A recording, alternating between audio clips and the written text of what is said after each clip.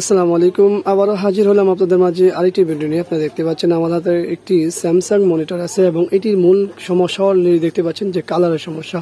আর এটির মডেলটি হচ্ছে B1930। তো আমরা দেখবো আসলে এটা কেন এই সমস্যাটা হয়েছে আর কি এবং কিভাবে সমাধান করা যেতে পারে। তো সর্বপ্রথম আমরা দেখবো যে আসলে আমাদের মেনুতে কোনো সমস্যা আছে কিনা। তো আমরা সরাসরি মেনুতে চলে যাব। আপনারা দেখতে পাচ্ছেন এই হলো আমাদের মেনুতে চাপ দেওয়ার সাথে সাথে দেখতে পাচ্ছি আমরা এখানে বেশ কিছু ফাংশন নেই। ফাংশন নেই বলতে এই যে দেখুন কালারের কোনো অপশন নেই, ব্রাইটনেসের শুধু ব্রাইটনেস অপশনটা আছে, কন্ট্রাস্ট নেই, আদার্স অন্যান্য যে অপশনগুলো আছে সেগুলো নেই। আমাদের সেটিংসের কোনো অপশন দিচ্ছে না, সাইজ মানে কোনো অপশনই নেই, শুধু এখানে লেখা আছে লক।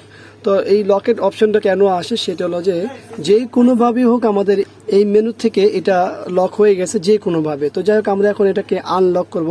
তো আনলক করতে হলে আমাদের বেশ কিছু সিস্টেম দেখতে হবে।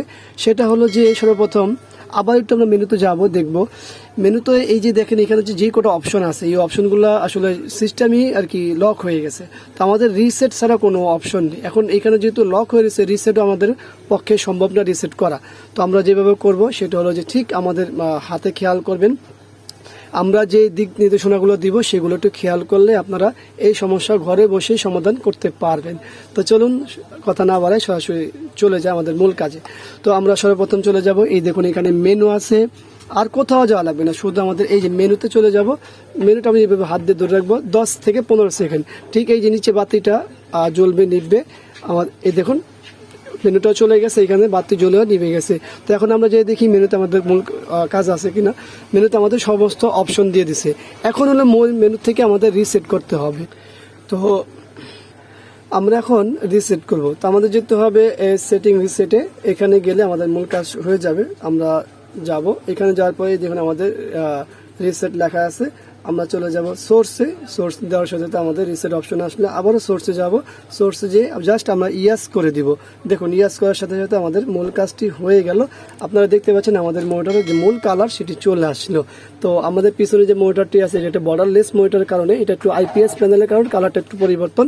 আর এটা হলো আমাদের এলসিডি মনিটর, যেহেতু এলসিডি মনিটর কিছুটা কালার পরিবর্তন হবে। আর এটা হলো 19 ইঞ্চি মনিটর, 18.5 প্যানেল সাইজ, আর এটা হলো 21.5 বর্ডারলেস আইপিএস প্যানেল।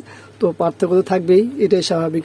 তো আশা করবো যে এই ভিডিওটি আপনাদের উপকারে আসবে। আর ভিডিওটি ভালো লাগলে অবশ্যই লাইক করবেন, কমেন্টস করে শেয়ার করবেন।